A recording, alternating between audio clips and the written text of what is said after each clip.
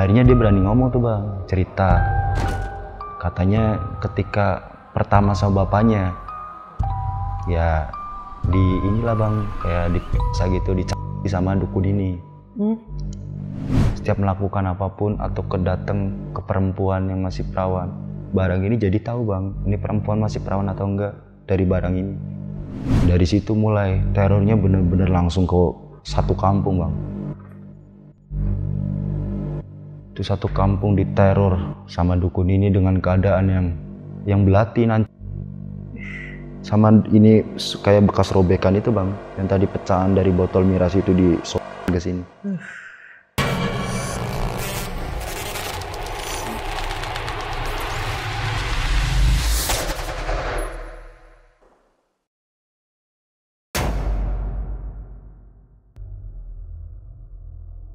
Assalamualaikum warahmatullahi wabarakatuh.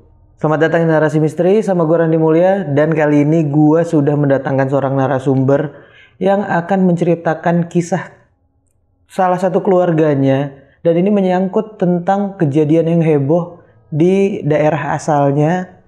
Dan ini juga tragedi yang cukup besar yang warga sana pun, dan kalau kalian warga sana, kalian bisa tulis di kolom komentar gimana kejadian ini terjadi juga gitu. Dan kita langsung ngobrol aja sama narasumber kita kali ini. Bang Angga. Bang Randy. Kabar baik ya? Stabil. Stabil. Ini kali kedua Bang Angga datang ke Narasi Misteri. Iya. Yang sebelumnya itu membawakan tentang pengalaman Bang Angga di sebuah pabrik genteng ya. Dan itu saat pertama kali kerja di sana ya. Iya. Mungkin teman-teman yang belum nonton bisa lihat di bawah atau di deskripsi cerita pengalaman Bang Angga yang sebelumnya. Dan kali kedua ini Bang Angga menceritakan tentang kejadian di asal Bang Angga ya. Iya. Dan menyangkut tentang dukun cakul di sana ya Bang. Iya bang, jadi salah satu tragedi yang jadi urban legend juga sih bang. Karena menyangkut salah satu keluarga saya gitu. Mungkin bisa dibilang bibi saya. Oke. Kejadian ini, jadi ada satu pemerkosaan yang dilakukan dukun cakul, dan salah satu saudara saya nggak terima, mencabut bunuh. Aduh.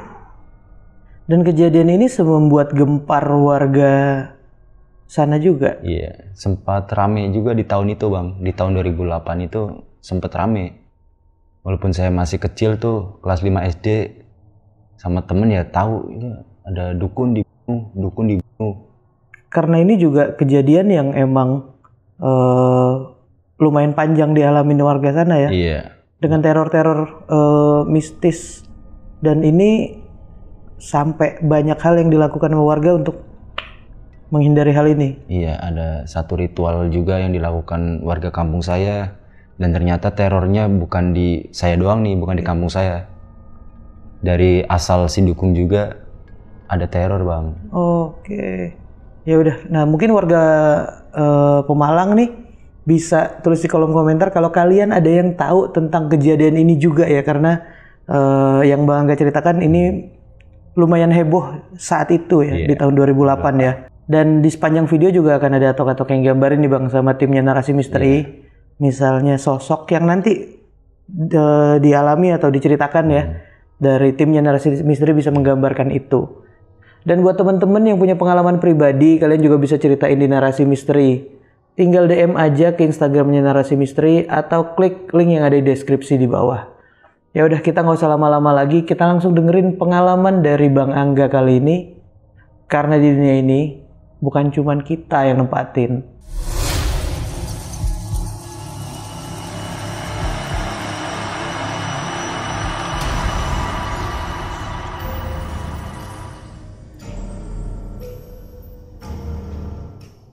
Bang Angga, gimana kejadian dukun cakul ini terjadi nih bang? Ya saya menceritakan kisah ini karena menyangkut salah satu keluarga saya sih bang. Terutama kakek saya. Awal cerita ini di tahun 2008 bang.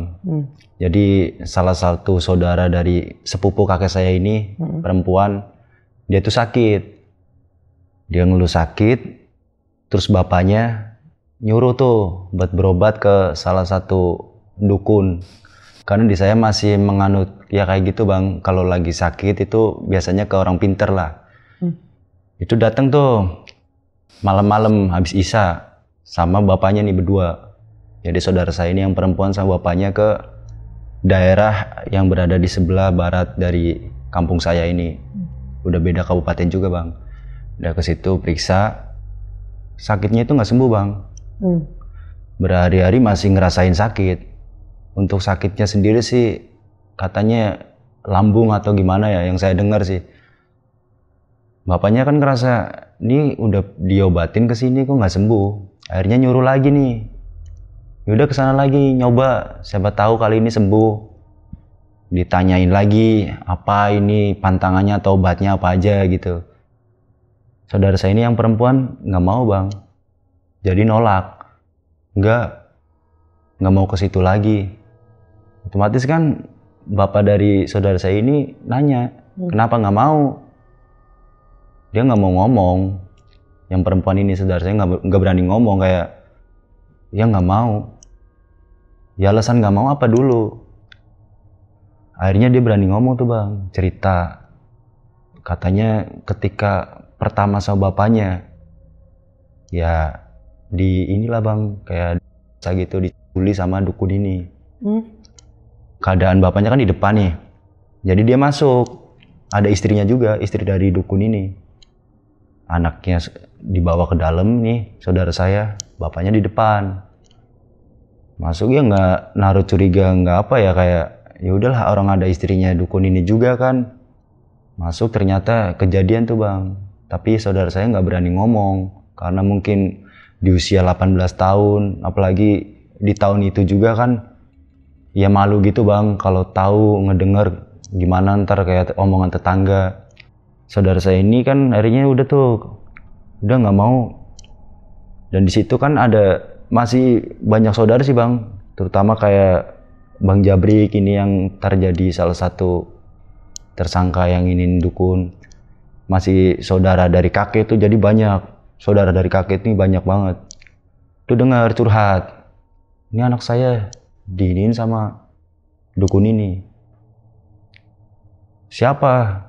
Buat Bang Jabrik ini kayak jakam bang, jagoan di kampung saya. Emang dibilang orangnya bandel tuh bandel. Suka ya dia markirin juga di kampung saya kan ada tempat wisata di sana. Dia kayak ya markirin ya jagoan-jagoan gitulah. Jagoan kampung. Ya jagoan kampung. Dia ngomong curhat tuh. Akhirnya timbullah sebuah rencana bang. Mau diapain? Ini cerita panjang lebar. Yaudah, kalau mau si dukun ini suruh ke sini, kita jebak. Si dukun ini nggak ada rasa curiga bang, dikabarin. Kan dulu namanya ini kan belum pakai HP gitu bang, masih kayak dari omongan ke omongan, nyuruh ponakan saya lagi tuh, namanya si Epin. Udah datengin ke sana, suruh ke sini, si dukun. Nyamperin tuh, saudara saya yang cowok nih, jadi ponakan dari kakek lagi nih, yang satu. Dia dateng, buat nyamperin tuh dukun. Dan tadi mau kesini, si dukun datang sendirian bang, naik motor ke rumah saudara saya yang perempuan. Ya bisa kita sebut namanya inisial aja I gitu bang. Ke rumah si ini, bawalah masuk tuh ke dalam. Di dalam ya kita nggak langsung ibaratin main grebek-grebek aja bang. Tanyain ngobrol dulu. Namun ternyata si Bang Jabrik ini jakam kampung saya ini udah bikin strategi. Dia ngajak 3 temennya. Ntar nih si dukun keluar, kita langsung aja bawa dia. Tapi yang 3 ini nggak tahu bang. Mesti kayak bawa keluar kirain mau diapain gitu ya. Kan ceritanya juga nggak tahu. Yang tahu asli ceritanya kan Bang Jabrik sama bapak dari saudara saya ini. Dia ngobrol, udah tenang aja. Urusan saya tenang. Ikut aja ikut. Selesai ini udah tuh bang. Di dalam nampaknya dia habis mabok juga nih Bang Jabrik. Itu langsung masuk bang ke dalam. Jadi di piti kayak gini bang, di piting, tarik keluar. Udah sini loh. Dibawa tuh diarak sama 4 orang. Bang Jabrik sama 3 temennya nih. Udah bawa. Itu kejadian malam, sekitar setengah 10-an. Bawa tuh. Jadi jarak dari rumah ini nih, kampung saya ini kan ke utara udah pantai bang. Dia dibawa ke sebelah timur. Di timur itu banyak pohon tebu, kebun-kebun mangga. Jadi buat warga di situ nggak ada bang. Jaraknya jauh dari pemukiman warga gitu. Dibawa ke situ tuh, ditarik, naikin motor. Motor 2 orang, yang dukun di tengah itu udah dipiting kayak gini. Jadi dukun mungkin tahu kali dia mau diapa-apain, sempet berontak. Tapi namanya Bang Jabrik badannya kan gede tinggi bang, tatoan gitu, giniin, nggak bisa gerak tuh. Dibawa, udah, nggak usah ikut-ikutan, baru aja. Keadaan ternyata habis sore, dari sore itu Bang Jabrik sama temennya itu lagi pada mabok bang. Tapi kejadian di saat dipiting ini emang terbukti mau melecehkan perempuan ini. Sudah diceritakan sama bapak dari saudara saya ini bang. Jadi kayak obrolan-obrolan gitu, tapi karena udah kepalang. Dapat cerita sebelumnya gitu. Diceritakan terus, bapaknya. Terus keadaan mabuk, kesel kan. Ya masih saudara juga. Saya juga sama dia masih ada saudara sebenarnya, walaupun jauh lah gitu. Dibawa tuh ke tempat yang tadi sore dia mabuk. Kan banyak botol-botol juga bang. Dipecahin tuh botol. Masukin ke perut bang pertama botol itu, pecahannya ditusukin, tiba-tiba ngeluarin belati dari kantong kirinya, kayak pisau lipat gini bang, masukin dari kepala ini bang, nyampe tembus ke sini. Yang bapak dari yang dilecehan ini kan, dia nggak tahu intinya kayak, ya udah bawa dendam, dia nggak tahu mau dipatiin atau gimana, dia udah bawa aja lah, terserah. Pengakuan dari temennya ya, ditepin belati sininya ya, sama pin sama itu tadi botol miras itu tadi sininya bang, jadi kayak keluar. Udah meninggal. Yang 3 sih kayak dia nggak ikut-ikutan sebenarnya, kayak diapain kok segininya gitu loh. Ngawal doang ya? Ngawal doang. Dia cuma kayak ya mungkin kalau dikeroyok gebukin aja oke lah. Kalau buat kejadian lebih parah kayak gini angkat tangan deh. Udah, kalau Setiakawan bantuin ayo. Itu mayatnya ditarik bang, bukan pakai motor, jadi kayak rambutnya tuh dipegang. Di dekat pohon-pohon tebu gitu, kebun-kebun tebu ya, di dekat pantai. Di situ emang jarang banget orang buat ke situ. Itu sama sekali warga pun emang buat ke situ ngapain juga. Itu ditaruh di tengah bang. Itu dibakar, ditinggal. Bang Jabrik ini nyamperin rumah kakek saya. Yang kebetulan juga masih satu daerah, cuma emang beda blok sama rumah nih saudara saya yang dilecehin ini. Dia datang tuh, ngetok-ngetok pintu. Habis isya, habis sholat, kakek saya kan biasa duduk di depan bang, ngopi, ngerokok. Dia datang, buka pagar, tiba-tiba duduk dengan udah keringet dingin. Temennya nggak tahu, ditinggalin. Dia tuh naik motor, ninggalin temennya yang 3. Dia sendirian naik motor, duduk ngobrol sama kakek saya tuh. Saya habis kayak gelagapan gitu bang, orang habis ngelakuin kesalahan kan gelagapan. Saya habis ini pak, membunuh ini yang kemarin, ini siapa? Itu si di lecehin ini, kata pak, ini ngomong ini, kayak ngobrol gitu bang. Bodoh sih lo, udah jangan kayak gitu main-mainnya, ntar lu juga yang repot. Terus harus gimana ini? Udah mendingan cabut yang jauh. Kemana? Udah terserah kayak ke Kalimantan ya kemana. Udah jangan di sini. Dia tuh habis ngobrol sama kakek saya kan, dia balik ke rumahnya. Nggak tahu tuh langsung di malam itu mungkin langsung cabut keluar dari daerah sini kan, dari tempat saya itu. Dia keluar. Besokannya rame nih, karena 3 orang ya namanya dia takut juga ya. Dia ngobrol ya ke kakek saya lagi, karena kakek saya ini almarhum kayak sesepuh gitu bang. Buat obrolan kayak gini-gini gimana. Aduh panjang ini urusannya. Kalau kayak gini gimana ini? Jenazahnya tadi di pantai itu cuma dibakar aja? Di tengah pohon tebu bang. Dibakar, ya itu habis dibakar terus emang nggak ada yang tahu. Dan itu emang daerah yang jarang didatengin orang? Jarang, warga pun buat ke situ ngapain juga, emang ke situ juga jauh. Berarti nggak ada dikubur, nggak ada apa tuh? Berarti tetap ada di atas tanah? Iya. Dia ngobrol, akhirnya udah gimana? Yang 3 ini coba manggil bapak dari saudara saya yang dileceh ini bang. Dipanggil. Pak Maniso datang. Sama salah satu dari kawan Bang Jabrik tadi nih. Datang ke kakak saya ngobrolin lagi. Ya gimana? Ya marah juga bang sebenarnya, nggak perlu kayak gini. Cuma ya dendam gimana, bapaknya juga antara ya udah bener. Tapi kalau kayak gini gimana urusannya? Ya udah sok. Bawa motor, ayo. Nyamperin bapak dari Bang Jabrik buat minta, ini anaknya kayak gini loh. Datang tuh 2 orang ke Pak Anis. Anis ini bapak dari Bang Jabrik. Kebetulan dia pengusaha sukses juga bang di daerah saya itu ikan asin. Dia nyamperin, dia ngobrol, emaknya nangis. Emang ngomongin Bang Jabrik ini ya bandel bang, dari muda, dari kecil juga udah bandel. Dia ngobrol, dia kayak giniin orang, gimana urusannya? Mas aja coba gimana enaknya. Ya udah berani yuk, sok. Datang ke kampung itu bang, buat minta kayak gimana ini korban. Kan belum tahu nih bang, keluarganya si dukun ini.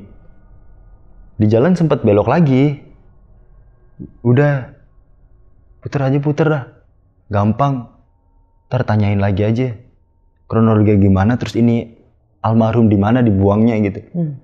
Nanya lagi, rundingan lagi di rumah kakek saya. Kebetulan saya masih kelas 5 SD. Ya kayak ngedenger ini doang. Kan saya tinggal sama kakek sama nenek. Betulnya saya di warung. Saya di situ sama kakek, rame aja depan. Ngobrol. Ntar aja, gampang urusannya. Mendingan pada balik, bersih-bersih dulu. Urusan kayak gini ntar. Biar saya aja yang ngadepin. Di malam itu nggak jadi bang. Sempet ada keinginan buat kesana, kayak 3 orang ini udah gimana, coba nyari jalannya.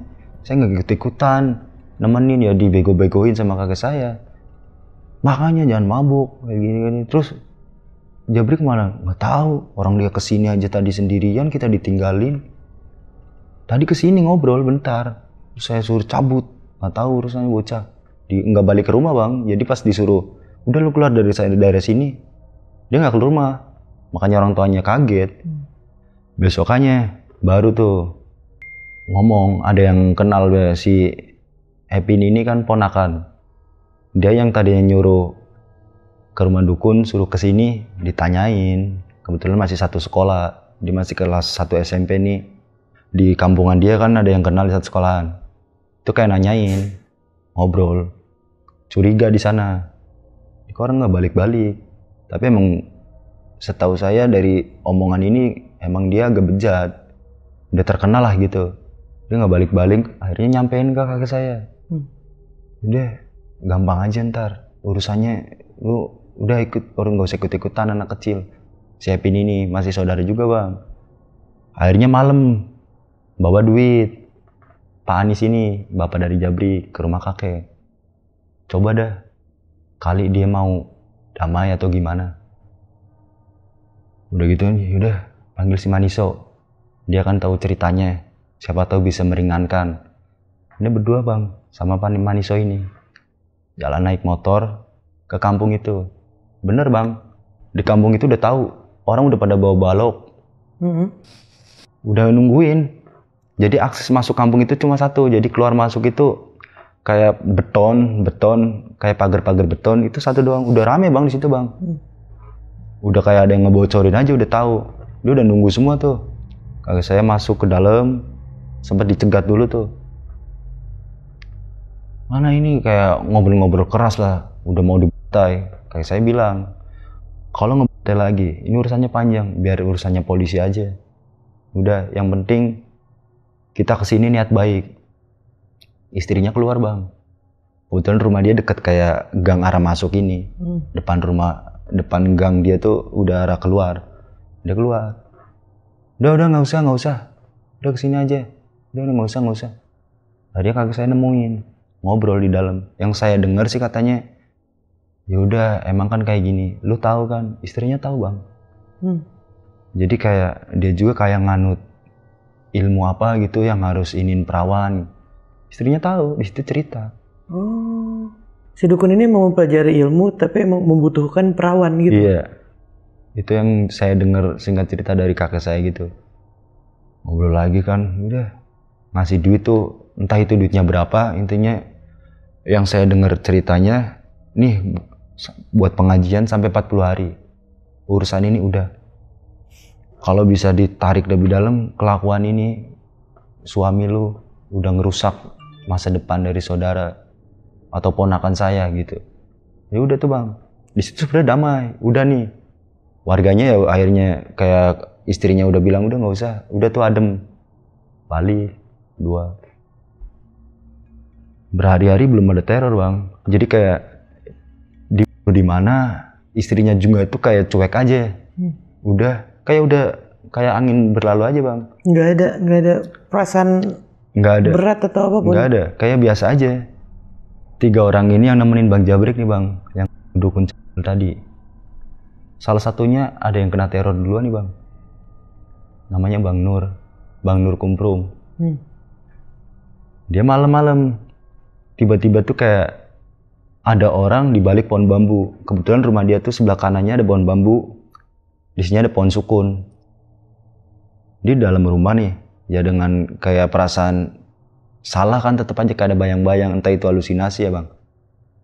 Dia ada yang manggil-manggil, tapi bukan manggil suara dia, kayak dimintain tolong. Dari samping rumah tuh dia keluar, dia di depan.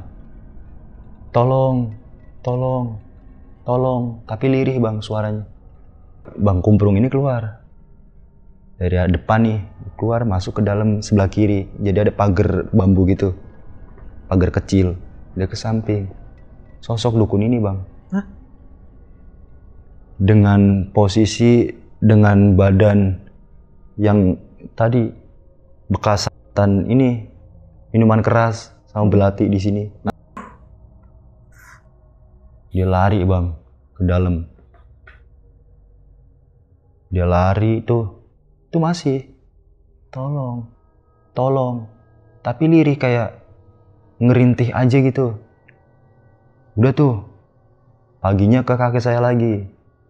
Udah tuh kayak tiba-tiba datang tuh pagi-pagi bang, baru sholat subuh kan, emang kakek saya kan biasa kayak marbot gitu juga. Dia datang subuh-subuh 5:30 itu, habis sholat subuh dia datang, dia cerita, yang bener, masa sih? Iya kayak demi Allah pak, saya ditampakin semalam tuh suara tolong-tolongan. Lu kayak ini kali, kayak mungkin kayak halusinasi, rasa cemas. Enggak, demi Allah kayak sumpah. Itu di hari pertama bang. Besokannya kan di situ spot buat mancing juga bang.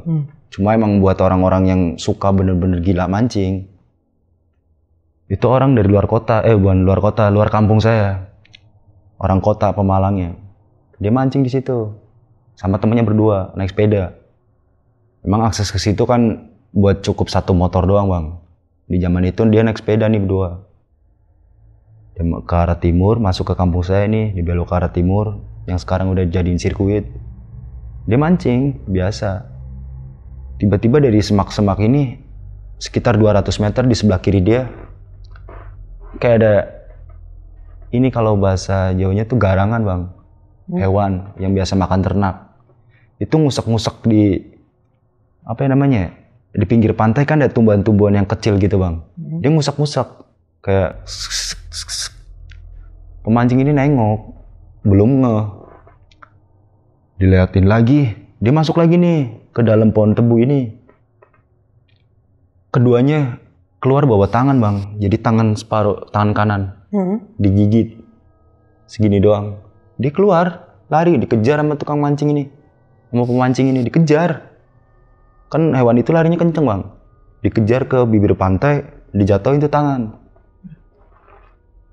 Udah tuh, dia langsung sama temennya berdua ke kampung saya buat ngabarin ada tangan. Saya nemuin tangan. Rame kan bang, otomatis.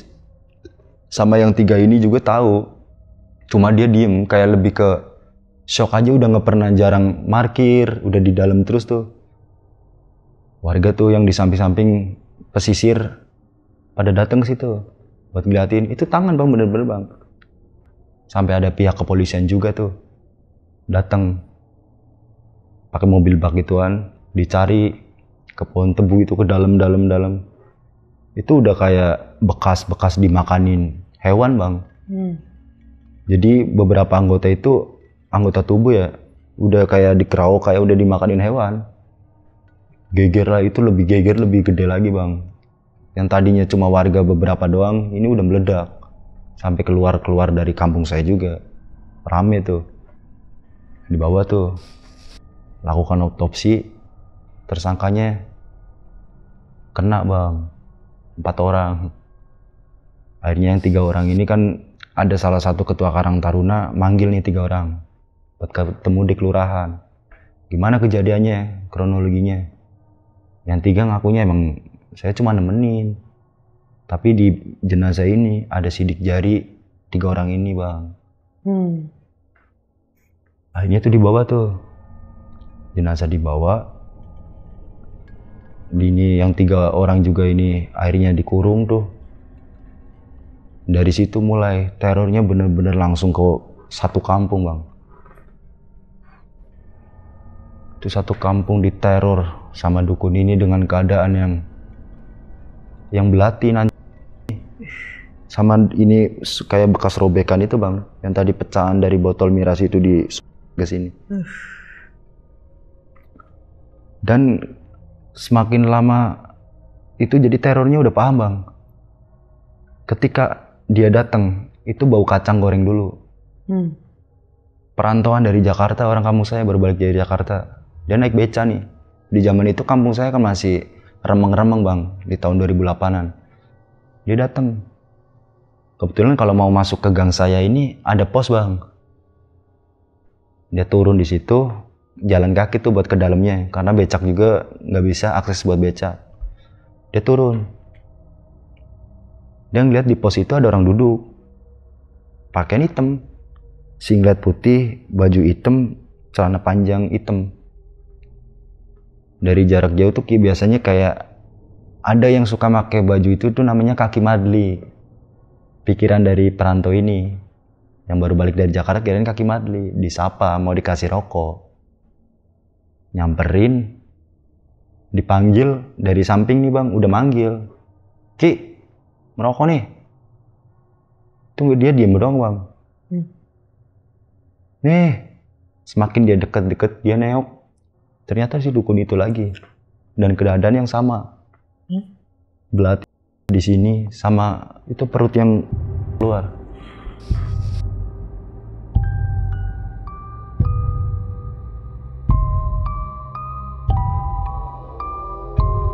Itu teror bener-bener ngantuin kampung saya ini berhari-hari bang.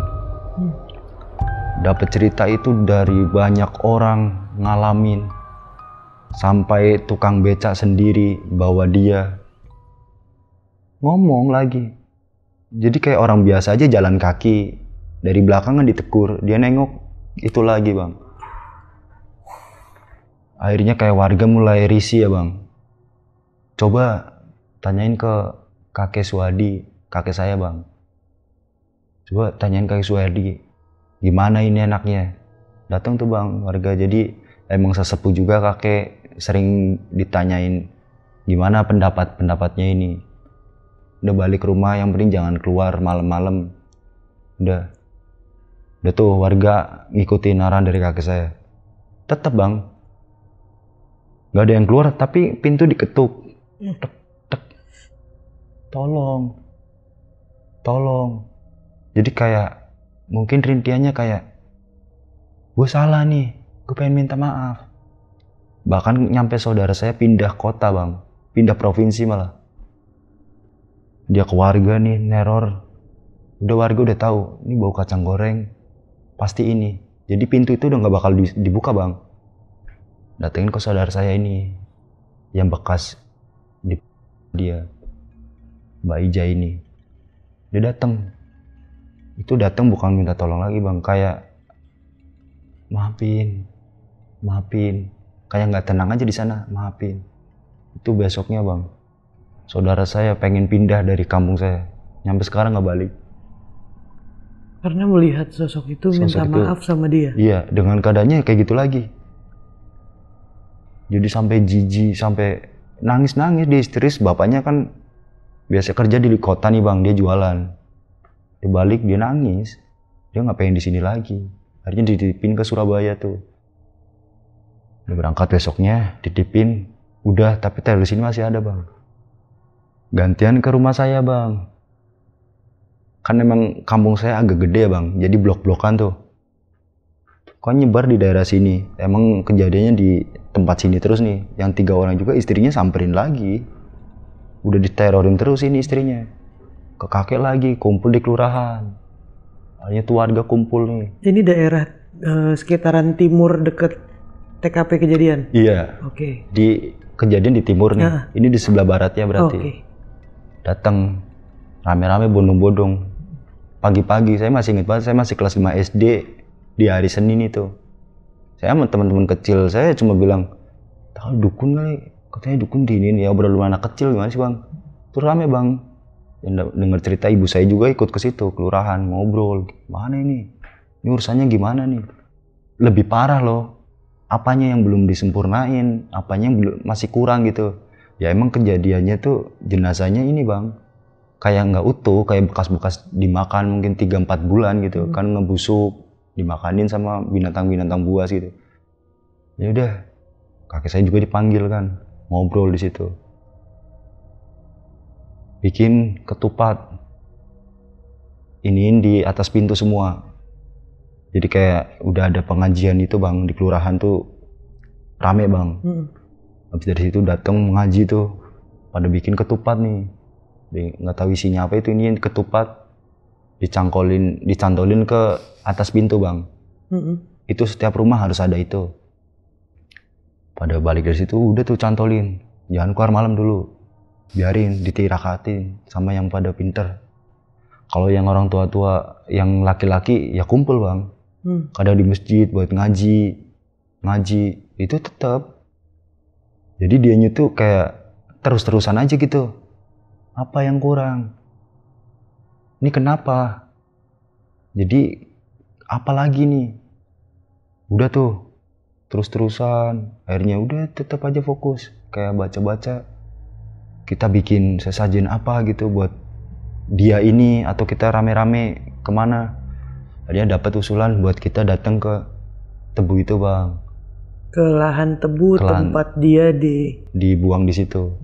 Cuma saya nggak ikut, ya orang-orang tua aja gitu bang. Saya sempet sih sama teman-teman mau kepo-kepo gitu, anak kecil gitu dimarahin, ya anda. Itu orang-orang tua aja bang, laki semua tuh pada ke pohon Tebu jalan, kan jaraknya lumayan jauh bang. 1,5 km atau 1 km itu lumayan jauh juga tuh jalan. Ke situ dicari, ada bang bungkusan putih. Jadi kayak apa ya modelnya, kayak batu gitu dibungkus, kayak pocong, kain mori. Itu ketemu di situ. Ketemu sama kakek, dipegangin. Mungkin ini. Akhirnya udah bawa, bersihin, apalagi itu masih bau bang. Ini benda dari mana nih? Benda dari pas nih almarhum di situ, tiba-tiba di situ ada. Jadi kayak nggak keambil sama polisi bang pas otopsi. Jadi kayak dia kan posisinya ditarik, baju dia kan kantongnya di sini bang. Oke. Mungkin kayak jatuh, emang jaraknya juga agak jauh, tapi masih di sekitaran almarhum, ditinggalin di situ, dibuang di situ. Berarti barang emang dibawa sama dia saat kejadian ini terjadi? Iya, kayak barang ituan. Nggak tahu itu buat apa, saya kurang tahu. Tuh diambil sama kakek tuh. Udah. Dicari lain nggak ada, ya sempet kayak udah baca-baca surat pendek biar tenang almarhum. Dibawa malamnya sama biasa bang, bapak dari saudara saya ini, Pak Maniso. Yuk ke sana, ke rumahnya, kita sowan, kita ngobrol. Bawa ke sana dibungkus itu bang, kayak mori tuh. Dikasihin sama istrinya. Di situ juga diteror bang ternyata bang, di kampung dia. Oh? Kampung dia juga kejadian teror yang sama? Kejadian yang sama. Ternyata bukan di kampung saya doang, di dia juga sama. Bahkan istrinya setiap malam dia kayak ngasih, ada yang ketinggalan gitu bang. Beda, kalau di saya kan kayak minta tolong, entah itu kayak minta maaf. Tapi kalau ke kampung itu kayak ada yang kurang nih, ada yang kurang. Ternyata diinin barang ini bang, barang yang diritualin sama dia. Ternyata ini yang dibawa. Oh, ini barang yang untuk mencari ilmunya dia tadi, untuk kesaktian dari keperawanan. Kuncinya ada di barang ini. Di barang ini, yang tadi kakek saya bawa. Di situ dibuka semua. Ini setiap melakukan apapun atau kedateng ke perempuan yang masih perawan, barang ini jadi tahu bang, ini perempuan masih perawan atau enggak dari barang ini. Kalau dianya nggak tahu ya, yang saya dengar sih katanya kalau dia ada kontraksi ke dukun itu berarti ini perawan, kayak gitu bang. Ketika barang ini dikasihin, udah tuh, udah agak senyap, udah kayak ya udah nggak ada teror sih, cuma masih biasa, udah tenang lagi, bisa aktivitas lagi. Berapa tahun kemudian Bang Jabrik tuh pulang bang. Entah dia dari kerja di mana, tuh badan emang agak kurus. Dia dateng sama bang, ternyata dia balik itu bang ke rumah dia, ke kakek saya. Oke. Dia dateng, dia ngobrol selama 2 tahun ini. Dia juga ternyata diteror bang. Dalam bentuk apa? Sama, dia datang ke sana dengan keadaan yang kayak gitu tadi. Jadi belati nih sama perut kayak gitu lagi. Dia dengan datang. Kondisi terakhir ya? Iya, yang dia lakuin kepada nih almarhum. Dia cerita semuanya. Tapi untungnya di sana ada salah satu ketua adat gitu yang bisa nolongin dia. Udah tuh hampir mau stres bang katanya dia. Bahkan dia mau dia katanya kerja di salah satu perusahaan kelapa sawit. Jadi kayak di hutan gitu. Dia cerita semua, ngobrol. Akhirnya udah, yang 3 temennya kan keluar bang di tahun 2009 akhir gitu. Udah keluar nggak terima tuh. Ini setahun berarti ya di kurung ya? Setahun. Bang Jabrik balik di tahun 2010. Dia datang, tahu desas-desis si Jabrik udah di rumah nih. Emang Bang Jabrik dari kakek saya ini udah nggak keluar rumah bang. Dia di dalam rumah terus. Tapi kayak kabar ada yang lihat, di kemarin ini kayak ada yang lihat bang sepintas-pintas. Akhirnya 3 ini datang, bawa polisi lagi nih. Kebetulan ada yang kenalan gitu, bawa. Ketemu interogasi di sini, kayak di rumahnya dia. Cuma karena bapak dari Bang Jabrik punya duit gitu bang, pengusaha juga kan dia ikan asin. Akhirnya nggak diangkat sampai keluar, nggak sampai ditahan. Kayak dikasih uang diem aja. Yaudah ini ganti dari lu dikurung nih selama ini. Lagian pas dikurung juga kan gue nunjukin lu, istri lu gue nafkain kan. Itu kata sama bapaknya Bang Jabrik bang. Oh, semuanya itu di backup sama Bang Jabrik? Ditanggung sama. Selama 3 orang ini di penjara? Iya, semuanya anaknya disekolahin, dikasih duit, jajan, itu benar-benar di backup sama dia. Dari situ akhirnya udah damai, udah ngobrol sekarang, orangnya juga masih ada bang sekarang. Tapi kalau saudara saya sendiri yang jadi korban ini, dia udah nikah sama orang Jayapura dan belum punya anak bang. Sampai saat ini? Sampai sekarang. Ini berarti Jabrik ini sama sekali nggak merasakan hukuman atas perlakuan yang dilakuin ya? Enggak. Sama sekali nggak dapat hukuman? Cuma dia hukumannya mungkin dari teror yang lebih parah dari yang dialami yang lain. Dia cerita semua di situ kan, ketika semuanya clear, dia ngebuka semua bang. Apa yang dialamin selama di perjalanan, bahkan dia mau terjun ke laut, dari di kapal. Ada bayangan dia, sosok dia. Di kapal itu kata dia tuh ada, jadi dia pakai kapal penyeberangan nih bang. Sosok dia ada di antara orang-orang berdiri itu, dia ada. Menurut Bang Jabrik. Cerita semua tuh. Sebelum almarhum kakek saya meninggal, itu cerita. Dia ada. Pas pertama malam, bapakmu nyuruh saya cabut. Saya langsung kan ke Jakarta. Buat inian. Saya lihat dia. Segitunya ya? Iya, jadi di perjalanan naik kapal dia ada. Bener-bener ada kayak di kerumunan segitu banyak orang, dia ada notice kayak saling lihatin gini. Entah itu halusinasi dia atau gimana, ya kurang tahu. Yang dia ceritain itu. Akhirnya dia kayak ketemu temen satu daerah juga, kerja diajak ke sana. Jadi kayak dia cerita semuanya, gue begini, habis gini gue gini, dikerja jauh dari pusat kota. Di situ sama gangguannya. Kebetulan ada ketua adat di situ, orang bisa juga. Disembuhin tuh bang. Sempat kayak stres katanya. Dia badan yang dari gede bang, badannya tinggi, keker, kurus bang, balik-balik selama 2 tahun itu gondrong. Sekarang udah tobat, bahkan sholatnya rajin sih.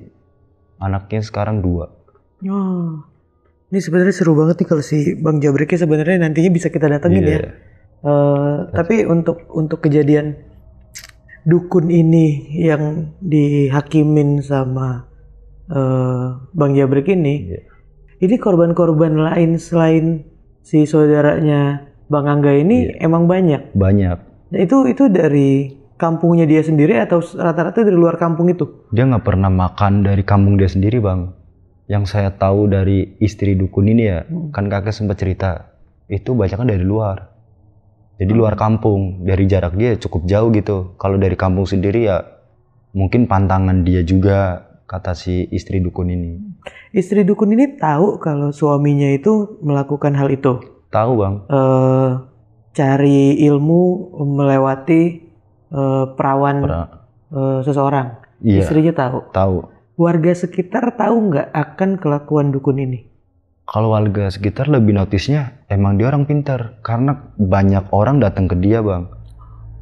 Entah itu buat pesugihan, buat ilmu kebal. Apalagi kayak daerah saya kan banyak pelaut-pelaut ya bang.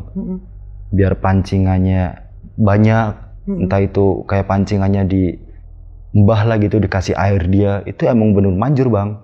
Oh, oke. Dan hasil panen lautnya pun nih bisa jadi banyak kalau orang datang ke dia. Iya, entah itu benar atau enggak, itu banyak banget pasti. Banyak orang yang percaya sama dukun ini. Dan rumahnya itu bukan pakai tembok, jadi pakai semua kerang. Kayak nggak salah sekarang juga masih ada atau enggak, saya sempat ke situ bang. Sempat penasaran dulu. Itu rumahnya itu aksesorisnya depannya tuh kerang semua bang. Kulit kerang yang gede-gede gitu. Iya, jadi kayak semua yang di laut itu di rumah dia ada. Oke. Sempat dilihat dari, kan kebetulan saya juga sekolah ada temen yang dari situ bang, 3 orang. Dari kampung itu? Dari kampung itu. Saya sempat ya kayak main ke dia. Dulu ada kejadian ini. Ya udah lama sih bang, 4-5 tahun setelah kejadian. Saya datang, ya itu rumahnya kerang. Emang dia orang pintar. Dan di situ mempercayai dia dukun sakti gitu, banyak yang ke situ gitu. Oke, itu dia kenapa di saat kakeknya Bang Angga dengan Pak Maniso ini datang ke sana itu dijegat sama warga. Iya. Karena warga taunya dukun ini emang dukun sakti yang biasa nolongin mereka. Tapi nggak pernah ada kejadian makan perawan warga kampung situ. Enggak Dan ada. Cerita ini kan yang di awal Bang Angga bilang ini heboh di daerah utara Pemalang ya. Iya. Sebanyak orang yang tahu ya. Dan sekali lagi mungkin kalau teman-teman tahu akan cerita ini bisa tulis di kolom komentar yang kalian tahu akan kejadian ini ya. Di luar itu bang, warga sekitar setelah tahu nyatanya dukun ini, itu semua udah diem aja. Dan apa yang terjadi sama istrinya yang tinggal di sana bang? Kalau sepengetahuan saya sih istrinya setelah kejadian itu masih di situ bang. Sampai tadi pun yang barang itu ditemuin kan. Iya.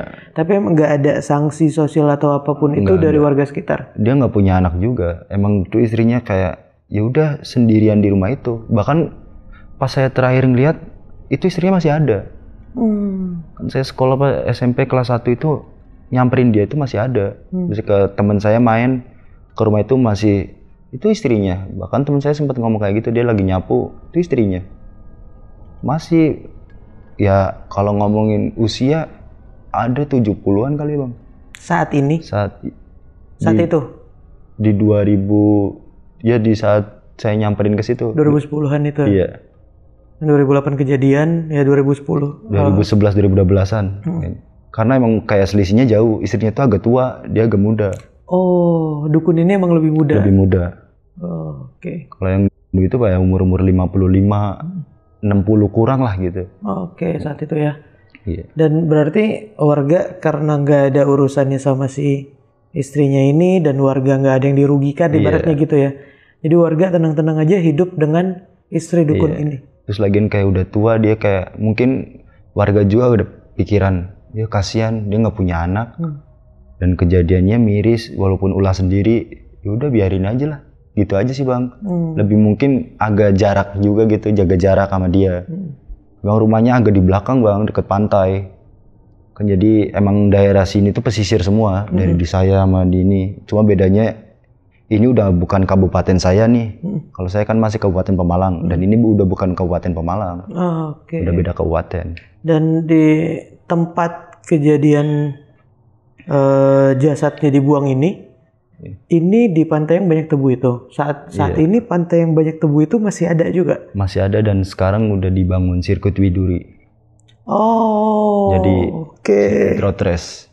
Untuk sekarang fisiknya tempat itu sirkuit Widuri? Iya, udah komersil gitu buat tempat-tempat ya wisata anak-anak muda nongkrong gitu lah Bang. Destinasi juga sekarang. Tapi sampai sekarang sirkuit Widuri ini masih ada? Kalau masih cuma kalau buat event-event balap resminya udah enggak Bang, lebih buat latihan-latihan satu kota aja gitu. Kalau buat eventnya sih belum ada.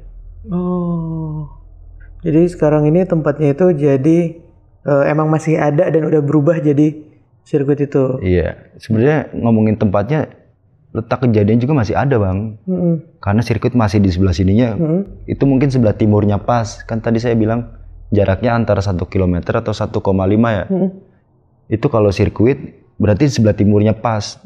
Pas banget karena di situ masih ada banyak pohon tebu. Terus buat sempat diuruk juga tuh buat atlet panah gitu. Itu masih ada sisa. Jadi emang pohon tebu semua tuh lebat. Banyak. Soalnya utaranya Pemalang itu sekarang emang udah banyak tempat destinasi wisata kan ya. Dan di situ juga ada apa yang terbengkalai kalau nggak salah ya? Wisata terbengkalai. Tempat wisata yang udah nggak jalan juga ya saat ini ya.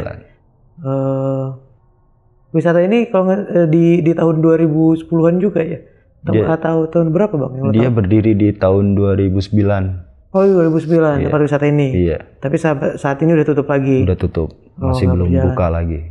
Dan ya banyak juga hal-hal mistis horor yang ada di tempat itu tempat juga. Ini ya gitu di utaranya Pemalang ini. Masih ada kejadian yang mau diceritain nggak Bang tentang si dukun ini, masih adakah atau kalau kakeknya Bang Angga sekarang masih ada juga? Udah almarhum sih Bang. Oh udah almarhum. Di tahun 2013 dia udah nggak ada. Dan si dukun ini lebih identiknya kalau masyarakat kita ya Bang, nyebutnya tuh si geseng. Si geseng. Kalau bahasa Indonesianya itu si gosong. Oh, ini si gosong ini atau si geseng ini yang jadi nama saat kejadian teror itu terjadi. Iya, dan melekat sampai saat ini. Dan ketika banyak kok dari wisatawan atau dari yang balapan road race ini itu masih sering melihat dia. Oh. Itu sering banget, bahkan kejadian-kejadian motor jatuh road race resmi dulu karena ada dia katanya. Itu sering banget Bang. Kecelakaannya karena itu? Iya ulahnya. Bahkan sempat ada korban jiwa juga tuh, freestyler yang kepalanya kena setang di sini.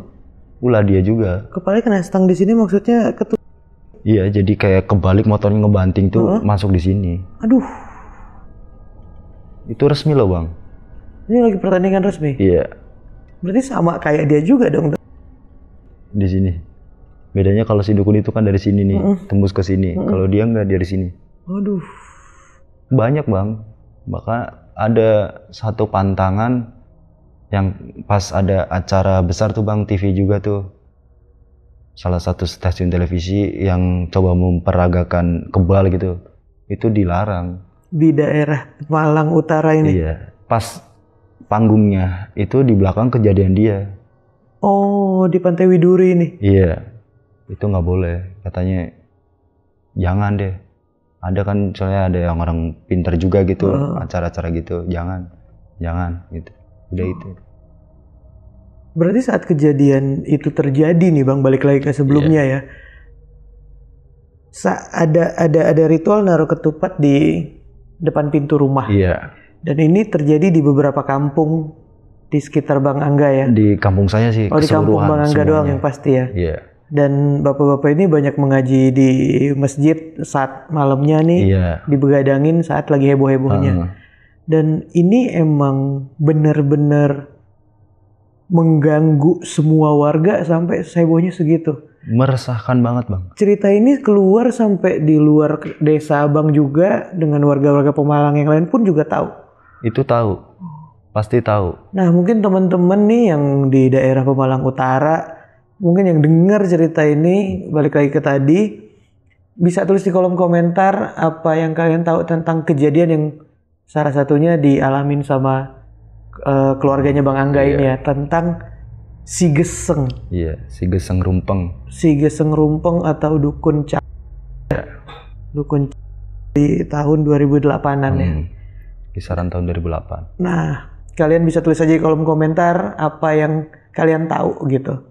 Dan Bang Angga, makasih ya udah mau ceritain kisah yang ini. Ini kedua kalinya juga Bang Angga kesini, dan sekali lagi mungkin kalau teman-teman belum lihat video Bang Angga yang sebelumnya, kalian bisa klik deskripsi yang ada di bawah atau yang ada di thumbnail di bawah sini nih. Dan Bang Angga boleh di-share lagi nggak Instagram atau apa ya yang Bang Angga punya buat teman-teman? Instagramnya saya ada di angga231097. Nah, nanti teman-teman bisa follow Instagram Bang Angga yang penasaran juga. Dan teman-teman yang punya pengalaman pribadi, kalian juga bisa ceritain di Narasi Misteri seperti Bang Angga. Tinggal DM aja ke Instagramnya Narasi Misteri atau klik link yang ada di deskripsi di bawah. Dan terima kasih untuk teman-teman yang sudah nonton video ini sampai habis. Jangan lupa nyalain lonceng notifikasinya dan klik subscribe-nya biar dapat updatean terbaru dari Narasi Misteri. Ya udah kalau gitu, gua Randi Mulya pamit, mewakili Bang Angga pamit. Karena dunia ini bukan cuma kita yang nempatin,